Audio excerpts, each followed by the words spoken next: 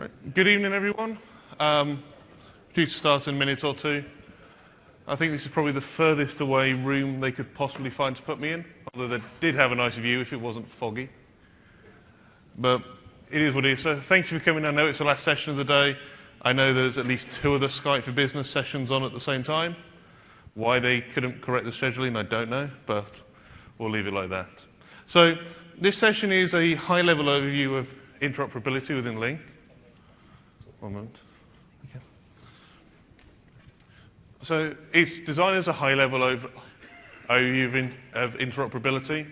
There's no demos in this. For those of you who've seen me present before, there's no Cisco phones, there's no diagrams. It's designed as a very high-level overview of what to look at when doing interoperability with voice and video, but also other aspects when it comes to Skype for Business and Link as well.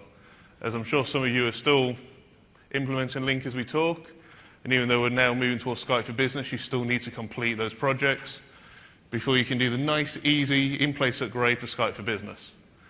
I would suggest a lot of alcohol to go with it, but you can see how that goes. So please remember to do the evals. We do look at them all, we do read them all. I answer any questions which people put in there. If you do put questions in your evaluation, please put in an email address. They're all anonymous by the time they get to us. I've had people ask me before why I haven't got back to them, and the answer is I can't if I don't have your contact details. So if you put anything in your evaluation that you're a response to, put in an email address. So there's 4 kind of areas we're going to look at. We're going to start with what is interoperability. We're going to look at why does it matter. We'll look at some areas where interoperability comes in, and it's usually a lot more areas than people start to think about. And then there's the 2 scenarios at the end, and depending how we do for time, if any of you want to throw some scenarios at me where you've had issues, I'll attempt to answer them without looking like a complete idiot on stage. So what is interoperability? So I was searching around, and this was probably the worst definition I could find that came from a dictionary. And the part where it says capable of working together without being specifically configured to do so is probably the worst part of the statement I could find. Because none of the systems, when it comes to whether it's Skype, Cisco, Avaya, or anything, unless you configure them to talk to each other, it's not going to work. But the other thing to remember is they have to be designed to work together. Taking 2 foreign systems which have not been designed to work, either through open standards, or the likes of Polycom, doing particular firmware to work with Link, things will not work, no matter how hard you configure them or how hard you try to connect them. Unless you design them and configure them to work together, it's not going to work. So I could have found a better statement, but I quite like that one when I found it. So why does it matter? And the honest answer is things will go wrong. Things may start to work in a lab where you have 2 or 3 calls being put through a gateway that's never been tested or through a session border controller. The minute you put that into production and you start putting on 100 users, it may still work. But then you decide, right, well, it worked for 100, let's try it with 1,000. And then all of a sudden it stops.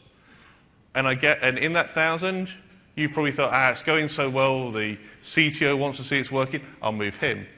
And I may as well move the CEO as well because I can find another job tomorrow if it all goes wrong. It's not the best of ideas to do things with things which are not designed to work together. So Microsoft for years, ever since OCS R1, has had interoperability programs. And those interoperability programs have been around bits of hardware which people need to get it working correctly. And as the products have developed and the programs moved on, some of those have fallen away, not because we no longer require them, but because the hardware vendors have got their head around what's required. And they're delivering what we need without having to go through complex testing or complex integrations, or without needing someone from Microsoft to hold their hand as they go through it. And then other things have come into the programs. So to start with, we never cared about session border controllers because everybody was using PRIs. Now the world's moved forward, we've now included them. We never included SIP trunking providers to start with because everybody was using a gateway. Now people are using them direct, they've been included in the program. Load balancers came into the program and have kind of exited the program again, because in Link 2010 we required a lot out of load balancers. The minute we brought in mobility, we suddenly required cookie persistence. That wasn't standard on a lot of load balancers. It didn't work, and it was never configured for that purpose. So all of a sudden, testing programs came in to do that. And now cookie persistence left in Link 2013 and is still out. We no longer have a big qualification program for it, because it's no longer required. It's the same reason there's not really a certification program for reverse proxies. Yes, TMT died, everyone was upset about it. There's plenty of other things out there to use. The load balancers can be used fine as reverse proxy. The likes of Kemp have added features, F5 have added features, A10, and I'm sure a whole host of others. But we don't require anything out of those products which isn't required for publishing Exchange or isn't required for publishing a web page. So there's no qualification program for it. Does that mean you shouldn't test it in your deployment? No. It just means Microsoft don't have a program to do that. And you'll see as we moved from Link 2013 to Skype, that again the programs will start to change as well. How that will change is yet to be seen. We're still in a pre-release stage for the product. We've managed to get the name out there. For those of you who have MSDN access, you've probably found that the media is now on there. If you haven't and you want it, get MSDN and you'll suddenly find the media for Skype for Business. It is out there and it can be used. So just touching on the programs. The initial programs we had was called the Unified Communication Interoperability Program. Everyone called it UCOIP. It resolved in the search engines fine, and the other route was just one hell of a mouthful. This has now been replaced with the Skype for Business Partner Solutions. The old page is still there. You can find references back to OCS 2007, R2, Link 2010, Link 2013, and they'll remain in place. Those programs are pretty much discontinued. Unless it's now listed under the partner solutions, it's where the new programs continue through. But they're left there for reference. We still do have customers running OCS 2007 R2, and I can probably find a customer or two still running LCS. Don't know why, but we can probably find them. So this is what the new solutions catalog looks like. And this is still being developed. So a lot of partners will not have tested against Skype for Business yet. But for the most part, whatever works against 2013 will work against Skype for Business. They've been coming from the high-level certification. They'll be automatically passed into the certified layer for Skype for Business, and people can then opt to recertify up to the higher level again. We've condensed it down and we're into a few distinct areas: IP phones, personal devices, meetings, meeting rooms, networks, and the brand new one which was announced this week to some fanfare was the IT Pro Tools, which we're now certifying and looking at to allow you to manage Link better. We understand that the tools provided by in-house can only go so far, and with PowerShell and the APIs, you can script an awful lot of it and automate a lot of it. People have developed their own tools to do so. We're now bringing certification programs in place for them to be approved, to be validated, to do that. And to do that, they have to hit certain milestones. We do publicize what they have to hit. They're buried somewhere on the MSDN pages under the qualifications. But we do have a whole host of products listed in here. And this is how good we see how good the internet is. Okay, while that's thinking about it, even on wide connection. Oh, there we go. So, as you can see, we have a whole bunch of organizations which are qualified in here. It's a fairly long list, and that list is growing day in, day out. And as I said, organizations are starting to re-qualify against Skype.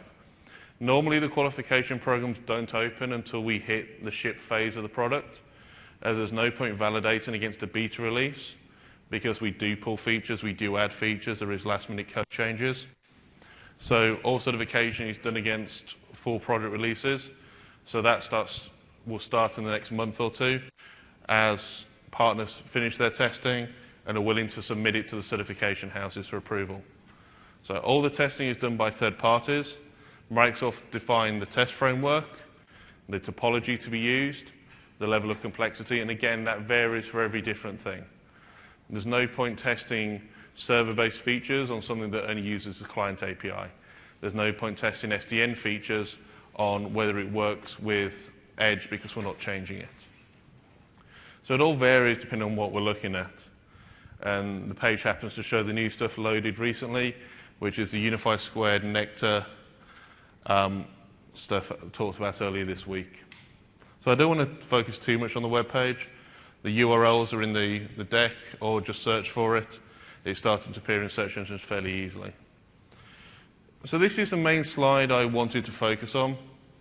And it's kind of the areas of interoperability which I tend to think about and discuss with customers when we start talking about interoperability and what to look at in their current deployments.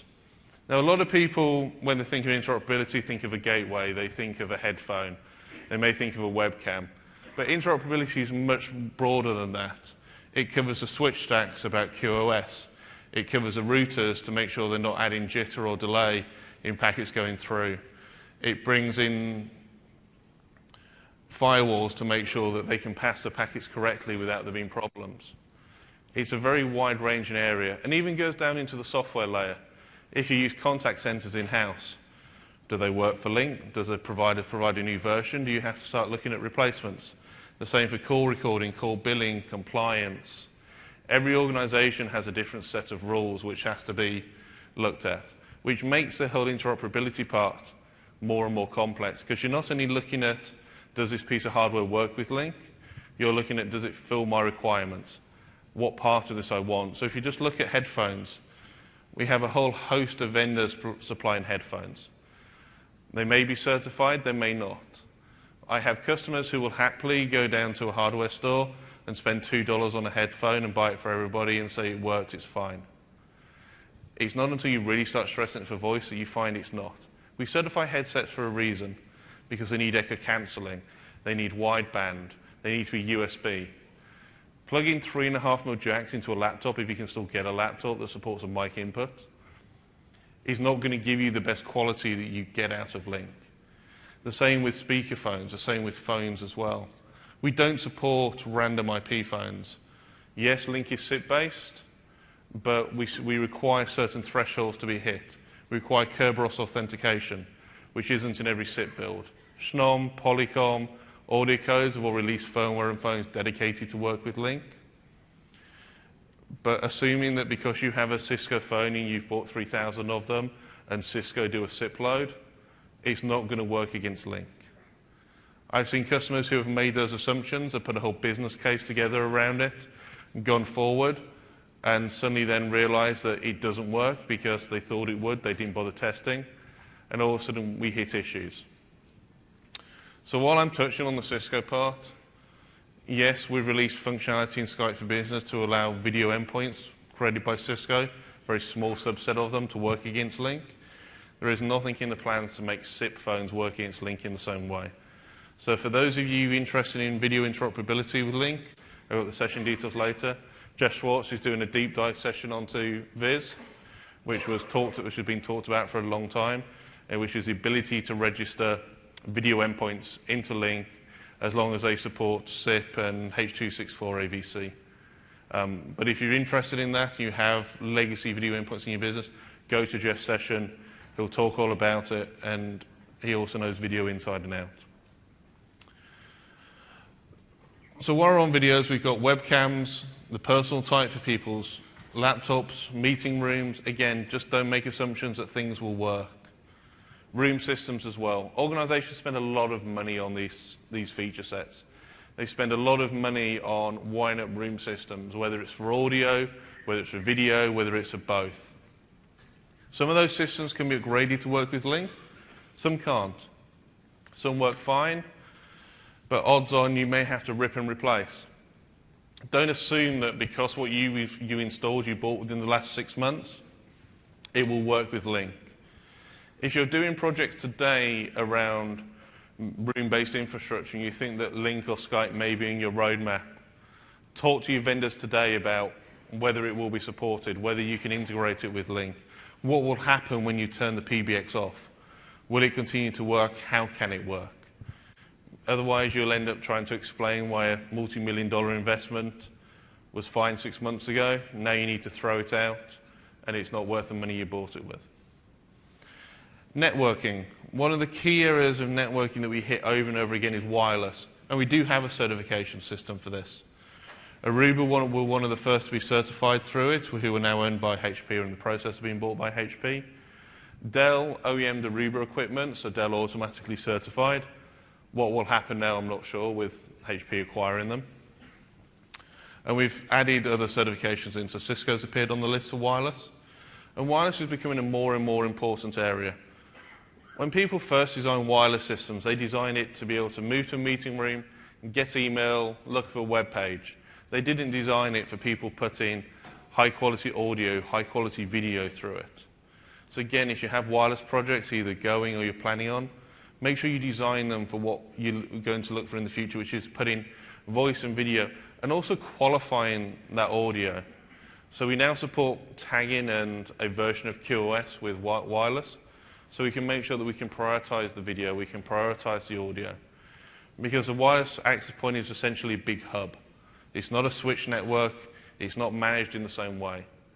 But it is incredibly important. The amount of projects which have failed because they wanted to use wireless and they can't. And this hit Microsoft in the first instance. Microsoft had to retrofit all their buildings globally with new access points to increase the density to be able to run then probably Link 2010 over their wireless network. So it's definitely something to look at when you're doing it. The wide network doesn't get affected as much, but you can find strange things happening. You suddenly get the network team wondering why you're putting more data over, or why you're asking them to trust the QoS tags which are generated by a PC rather than defined on their switches. And it's having the conversations to get through it and thinking about it at the start and the planning stage. Again, you don't want to sign off and approve a project to just find you have to update your switches. It has one hell of a cost to it.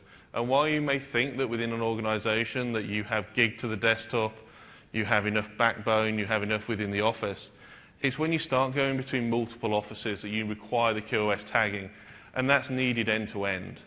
So it needs a client in the headquarters office to tag it, and that tagging to be kept on that packet and followed all the way through to the branch office. So when it's going over the MPLS connection or an IPsec VPN or whatever you have, that it's honored that it is prioritized across the network. It's not, you don't just need it within the office, we need it between them, and that's the most important place for it. Load balancers, reverse proxies, kind of are the same thing these days. We end-of-life TMG. We support plugins with IIS to do reverse proxy if needed, but most customers I work with and colleagues work with, we're now looking at using the load balancer as a reverse proxy. They work in a very similar way. You're already putting that hardware or that virtual machine in place, and most of them include similar functionality within the same licensing. And now they're adding in features for the deep packet inspection and the improvements with the like of Kemp, A10, F5, are all adding that feature set. Now, I've put VPN on here because most people don't think about it when they're looking at Link. And the reason I put VPNs on there is mainly thinking about client VPNs. And the problems you get when you double encrypt packages within Link. So everything within Link is encrypted by default. It's really hard to turn that encryption off. There are settings to make it optional or semi-required, but it doesn't filter through to being off completely. And the problem you get with client VPNs is you add latency, you add jitter the more times you encrypt things. So Link encrypts everything. It hits a client VPN, it encrypts again, which is why a lot of people start using direct access. Because direct access we can very easily configure to force a client to connect in externally and route in the media externally. It is possible through firewall rules or what's reasonable in your VPN to do a similar thing with client VPNs. It can become very messy, but it is very worthwhile looking at. You need to bear in mind when you're doing it that you're not only blocking connections to your servers for conferencing, but you also need to start looking at the ports you block for client-to-client communication as well. Because Link, where possible, will work peer-to-peer. It has a preference to do so. If not, it'll go via the edge servers, and we'll route it that way. Telephony. It's one of those areas that gets looked at a lot, and it was kind of the first area where interoperability came into with Link. It's looked at in different ways by different people. I know people who will have a SIP PBX We'll plumb it in and it will work. They will try to do things, or do standard core functionality tests. They'll deploy it, they'll get to a part where one person is using one feature and all of a sudden that stops working. And odds on it's a PA who is using things like call park or clamp on, or very features which were very Nortel-centric or Avaya-centric, and appeared in Mitel systems and Cisco systems as they started to compete. Those features don't work between an Avaya and a Cisco PBX anyway. They're not going to work between interoperability between Link and whatever they are. It's all about the planning. It's about moving groups of people at the same time. If you have people who participate in hunt groups, move them all at the same time. Otherwise, your hunt groups are going to stop working. The same with call pickup groups. If you move them all at the same time, you can stop a lot of problems from happening, but that comes back to the planning stage. When you're moving people by bundles of users, 100 people, 200 people, 300 people, you may get one person who's moved office and they're still in that hunt group. If you exclude them from a bundle because they're in a different office, they're suddenly going to stop being able to work. And things like that can leave a very painful process in this. Laptops. Laptops is a very odd one. There is an approval program, and laptops do appear in there. It doesn't mean we're saying go and buy those laptops. I've seen organizations that have budgeted to go and replace 20,000 laptops in an organization because they wanted ones off the approved list. You've got to look at what we certify in that approval. And we're certifying the webcam that's built into it and the built-in audio. Odds on you're going to give people headsets anyway because they're in an open plan office or they're working remotely, they're working in a coffee shop. There isn't a need to go and rip and replace everybody's laptops. It's cheaper to buy a standalone webcam and a headset. It costs a lot of money to replace a laptop. The only time where laptops really come in to need to be looked to replace is where they are under spec to what they're needed to do today. It is CPU intensive to do encryption. It is CPU intensive to do video, especially up to 1080p and HD. The same with voice. So make sure that the laptops you're running a spec to do what they need to do, but there's no need to go and replace things if they're a year old and they will do what you're expecting them to do. Software. Again, this is one which is usually siloed. There's usually a contact center manager. He moans every time the PBX goes down. The person doing Link may not talk to them. They may be sitting in a corner, just doing what they need to do. But again, it's something which will change. It's something that will break. It's something which will act differently. There may be additional functionality that can be moved in, such as presence, bringing IM into the contact center. But again, it's remembering to look at different areas that have changed, that can need to be changed, or work in different ways. The same with call recording, call billing, compliance. There's financial firms where they can't have audit people talking to traders or traders talking to researchers. All of a sudden you put them on a link system which doesn't have any blocks to stop them, and you suddenly have compliance issues. That can go from a small financial arm that just happens to trade a bit, or have researchers in there, or it can become a lot more complex. So again, there are third parties who do firewalls in there to block certain sub-users of users talking from A to B. It's used a lot within hosted providers to stop different tenants talking to each other unless they have federation enabled. A lot of it depends on what you're looking at as a business. But all of it falls under the interoperability part of it, because you're replacing what you have today with what you need to go to. You're replacing the way things connect with how they look today. And you'll be surprised at how many random things you find when you're replacing things. Whether it's replacing your PBX with Link and suddenly finding that the fire alarm system can no longer do a 911 call automatically because you just removed the analog line on the PBX it connects to. Whether it's the burglar alarm, whether it's the intercom on the front door. There are a lot of areas which all of a sudden become IT's responsibility. That intercom may never have been looked at by IT, it would have been a facilities job. You just happened to provide it on an analog line 30 years ago when you moved into the building. Now it's your issue because you broke it. You can go and find a standard SIP compliant one, finding one that works with Link. It's a lot better, and there are ones out there. Schnom have done an amazing job of finding all these niche areas where things needed to be replaced and getting things to work.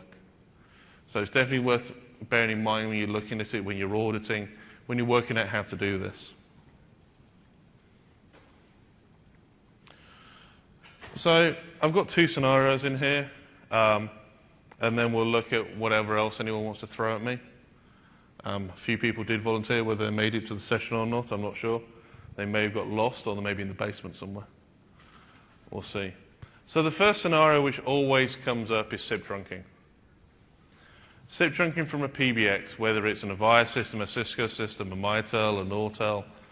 SIP trunks have been around for years, but they all work in different ways. And for them to work with Link is very important to look at, because a patch on either side can cause things to break.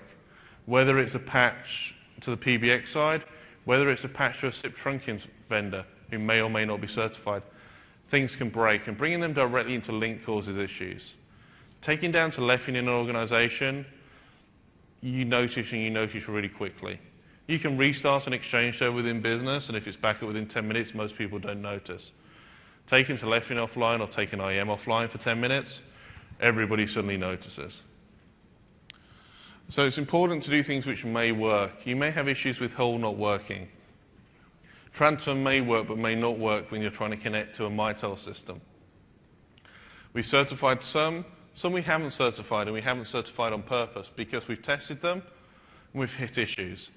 Or there's just not enough hours in the day to certify every single PBX and every single vendor out there. A lot of people have Cisco ISRs in-house. They will take that Cisco ISR, they will look at the list on the Microsoft website, and we certify about 3 or 4 different versions of it, and they will assume it works. Cisco, for their ISRs, there are hundreds of different branches of that code. Some work, some don't. Some were branched before a fix was put in. It's important, if you're using that type of thing directly, use a firmware that we certified, or use a vendor which will correct that if wrong. It's why a lot of people use gateways. Gateways are great. They're tested by Microsoft a lot. The likes of Sonos, who acquired NET, Audio Codes, Ferrari, have all been in the program since the very start. They have one purpose in life, and that is to be a demarcation point between a PBX system and Link. These gateways can talk to hundreds of different PBXs. You can change the SIP manipulation, you can change the error codes that come back, you can change the values. You can't do that within Link. Yes, we've allowed a few things to be tweakable. We worked out that not everybody could put a plus into the system, so we allowed you to route a number in without a plus. That was a big change in Link. It was needed to make some PBX integrations work. To do this on a gateway, it's about 3 lines of configuration. And it goes more deep into that. You can do more manipulation. Yes, within Link, we started allowing to do some of that. You can manipulate the calling number, you can manipulate the called number, but you can't manipulate the forwarding number. You can't manipulate a certain header value, because when you're going out, you want to make sure that one user looks like another user. Yes, we can override some of that things within Link, but we can't do it granularly. It's where the gateways come in. The gateways are also great for when people make a change. So you still have a PBX, they upgrade the version of it. Things may stop working if you're integrating directly with the Link. If you've got the gateway in place, you can tweak those. They're designed to work against it. And more importantly, they have labs where they can test these things. You can escalate it back to them. They have labs with PBXs, and they can get things working. It is incredibly difficult to escalate them within Microsoft and get things fixed. Headphones is always an interesting one, and I know I'm going quickly, but I also know that it's a 3-mile walk to the buses, and they stop fairly early tonight. So, headphones. One of the biggest costs in installing Link, aside from the licenses, which organizations bundle into EAs or they get for free because they have a several $1 million EA that they want to get signed off. Headsets become one of the highest costs, and they actually become the biggest disposable cost as well, because health and safety rules don't usually allow headsets to be reused. So if you buy a $300 headset and that employee leaves, usually you have to throw that in the bin and buy a new one. there are reasons to buy certified headsets. Mainly because uncertified ones, they may cost $5, $6, which is about the same cost Microsoft charged for that pretty little sticker that goes on them. But they won't work. They won't have the longevity, and you will waste more money changing these out. And they don't give you the wideband, the high-fidelity audio that people suddenly realize they need with Link. That they start to do things and things change. They start to operate in different ways, and all of a sudden, things stop working. The same goes with speakerphones. There's nothing worse than putting a standard speakerphone in an exec's office, which looks great because it's full of glass and metal. Unless they have decent echo cancelling, which all the certified ones do, the whole quality is horrible. And without them, it can make a project fail. It can make a project win as well. There are a lot of other things in there. And I know I have about half an hour left. So if anyone has any more scenarios they want to throw towards me or questions, I'll happily stand up here and answer them. That's on interoperability or anything else. Yeah, use the mic. So one of the things that I saw you kind of touch on, how would you handle SBCs? And would you always recommend using the SBC when you're throwing out a SIP trunk? I would for two reasons. SIP trunks are an untrusted part of my network. I don't like bringing anything into networks which I can't manage, because all it takes is for that SIP trunk provider to be slightly misconfigured, and all of a sudden I'm expecting G711 traffic, and I start getting packets which are 10 times bigger. It's going to bring down my mediation server. The mediation server is not designed to do policing on what a packet looks like. It's not designed to do checking that SIP traffic is in the right format. Whereas the gateway is. The gateway vendor is designed to do that. They're used by big carriers. They're used to protect the network. And I hate the idea of putting a mediation server directly on the internet, which is how a lot of these SIP trunks are delivered. Session border controllers are a piece of hardware or they're a virtual machine. They have internal firewalls. They accept traffic they 100% expect. And while we do that with the edge server a lot, the mediation server isn't hardened to the same extent. Any more? Peer-to-peer voice and video between Link Mobile, whenever it's running on internal network that it's put on the DMC. So the Wi-Fi is controlled by externally, and we're just having a nightmare trying to make things work across locations and across cities and so you have interaction with isolated wireless networks with mobile clients on, which won't work, no. Essentially? Well, it just feels we have to open almost everything to make it work. So the interoperability. This is where edge servers come in great, and they come in very handy. Putting wireless devices on an internal network, again, it's a sort of trusted, untrusted thing. And again, things may work. Most customers which I get, I tend to push their devices completely onto an internet-facing network, which I don't actually care what goes in and out too much. We put it behind NAT firewalls and they just route out. And it does remove a whole bunch of problems, and it does work a lot easier. But just look at your wireless network design and try not to route it between your offices if you can help it, especially for mobile phones, because everyone brings their own and you have no idea how they're configured. Sir? Yeah, hi. I run into a number of clients that I work with, and they have PBXs and they're thinking of going to Link. Yep. And it's hard to know the scenarios that they're most likely to run into where they had something and it's no longer there. You mentioned the Nortel, some of the Nortel issues. Another common one that I run into is so any of the multi-line appearance scenarios like boss admin or auto attendant, and those seem to be not quite as satisfactory as they might be on Link. I was wondering, is there a list of sort of the 20 most missed features so that I can give it to the clients and say, you know, look at these, and if you're using these, make sure that what you're going to get is going to be satisfactory? There's no list produced by Microsoft. No vendor likes highlighting where they lack in a product. Right, that's why I'm asking here. but you also tell that same feature set, and a lot of those features don't appear under the same names in Link, but you can change things to work in slightly different ways. Or you can look at some of the third-party vendors which are out there. So Polycom with their VVX range He's adding in a lot of the features such as boss admin, such as shared line appearance. And some of that's done without link, it's done between the phones themselves. But it does work and it can replace it. Whether Microsoft will continue to add those features, we have seen them bring in things like Call Park in the past. They've brought in group call pickup. You have to use C4Util, which is a complete pain to configure on. And it's kind of one of those things that gives you a great indication that maybe you shouldn't be using it. But there is no Microsoft published list out there. You will find blog posts by a number of MVPs who list on there what is and isn't needed, and what may be missing and workarounds for them. But most of the time, how they worked just fine 20 years ago and maybe fine to do when the PBX put in, but you can find other ways to work with that. Shared line appearance, group call pickup works fine with that. Having hotkeys, see if people are busy, that's what the buddy list is for. So there are ways to get around things. Some of it is re-education, and some of it is understanding what they use and sitting down with the PAs, with the secretaries for a day at how they work. Because if you go to a PA and ask if they use group call pickup, they'll have no idea what you mean.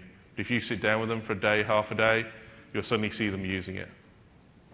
So it's more the research and the planning before doing it. Right. Okay, thanks. I've seen things listed as certified, then other things listed as optimized. Can you explain the differences between the two? Yeah, so certified is the higher end of the program. So things which are optimized are designed to work with Link, and you'll find a lot of things which are certified for Link 2013 become optimized for Skype for Business, or the other way around. Forget which one's higher. And that's because they've not gone through the main recertification program. But it depends what you're looking to do. And a lot of things which work at the lower for what they do, at the higher end, they cause problem. It depends on the feature set, and some programs don't offer the 2 tiers. For example, session border controllers, they started out as basic gateway and advanced gateway, and then that moved down into the certified and optimized brackets, and on how it looked. It depends on the program. I'll happily go through the website with you at some point. But the certified is a higher level of compatibility? It usually indicates it has the advanced feature set on, which the optimized don't. Okay. But you'll find, I think for headsets, there isn't the dual layers in the program anymore. If the headset works, the headset works. Does optimized, does that imply that there's features that weren't tested or just were not at the advanced level? I mean, It may just were missing at the time, and they're adding them in a later version with the vendor, okay. or they couldn't hit that bar when they put it through. Okay. Again, it varies for every single one out there. So I'll happily discuss where your pain points are, but off the top of my head, I couldn't tell you which programs had which. Okay, thank you. How you doing? So I have a scenario question for you. We came from OCS 2007 R2 for IM and Presence, and we're now fully across the board on Link 2013. But there's an internal project by another team looking at the voice and network team, looking at Jabber's features and functionality. So what sort of integration points with Call Manager would you recommend? Gateway, direct integration? So this is looking at using the Call Manager for your enterprise voice exit and ingress into Link. Right. So going back, there used to be a couple of options. We used to have remote call control, which now no longer exists. Please don't use it. For those of you who are now using the Skype for Business client, it's not even surfaced in there. And it was incredibly complex to get working anyway. So there's kind of 2 points which are there. One is Call via Work, which comes in with Skype for Business, which Brian Ricks is presenting on. His session is sometime this week. And that's very helpful, but it's sometime this week. And he deep dives into Call via Work and how you can use it. And that's potentially the best way of allowing people to continue to use their Cisco phones. But it continues to advise to a PBX which you really want to get rid of. The other option is the SIP trunks. And Call via Work requires both. So you'll see on the certification pages that Call Manager has been certified in some versions. Pretty much any that supported E164 and certain improvements. And I have put on very similar stages to this and shown Call Manager 4 working with Link, and it works fine. I also put in a gateway with customers, and I do that because it allows me to control it a lot more. Okay. There is always a corner scenario somewhere in that deployment, and odds on it's usually with a CXO level person that you need to fix, and you need to fix it really quickly. And the gateway allows me to do more manipulation than I could do between Link and a core manager directly. Okay. Gateways have come down rapidly in pricing. You used to be looking at $30,000, $40,000 for them. You're now looking 10 to 20, depending on the amount of concurrent calls you put through them. You'll save more in man-hour costs than you ever will on that cost of the gateway. All right, thank you. Why do people want... They're horrible. Really? I'll have one. I've got 5. Who asked questions? I've got one. It's more of a roadmap question, if that's all right. Depends what it says on the roadmap. It's regarding the mediation role. So I was wondering if there's going to be an increase for codecs, so for example like G729. I was wondering if there's a way of... You two can fight for it. I was just wondering if there's a roadmap for increasing the codec availability for the mediation role, so like for example supporting G729, and also maybe controlling a number of SIP channels established on the mediation server rather than provisioning your SBC for those number of channels. So as far as I know, there's no plans, and there probably never will be plans to support G729. The main reason being we survived with G711 now for, what, 10 years? G711 for 10 years. G729 has its benefits and it has its weaknesses. Again, this is where a gateway comes in, as G729 requires a lot of processing, and it also strips an awful lot of quality out of the call. But it's more like it's less network intensive as well, I suppose. Correct, it is less network intensive. But it depends how you design your network and how you operate it, and where you're putting in those mediation servers and how much you're running over your network. So people who tend to be worried about bandwidth over their network don't want to run as much as least as possible over it. It's places like that that you're then looking at putting in local mediation servers, local ICT and breakout within offices to go over it. Because, okay, it's about twice as much bandwidth between G711 and G729, but you're going to grow and you can get to a point with even with G729, that call quality just isn't going to work. If it was me, I'd redesign my link system to remove the need for it. And the question about controlling concurrent calls, as far as I've never seen it in the product. I've never heard of any request for it to go in there. It's what gateways are for. It's more like maybe getting reporting on and having a mediation report back to like your SCOM management pack to say these number of channels have been exhausted rather than doing it at the SBC. Yeah, and that type of thing is probably more going to come from third parties who are integrating with the SDN API. So the SDN API, even though it's software-defined networking, can do an awful lot of monitoring on your network. The API can monitor real-time calls. There is a blog post out there by one of the German MVPs, and it's a very small PowerShell script. You can run it, and it will give you an instant view of the number of concurrent calls running on your network. The API can do a lot, and that's a lot where the third parties who are doing monitoring and all the sorts of addings will start adding those feature sets in. What Microsoft supply through the monitoring pack is all they're likely to supply. I won't comment, and I can't comment on the roadmap.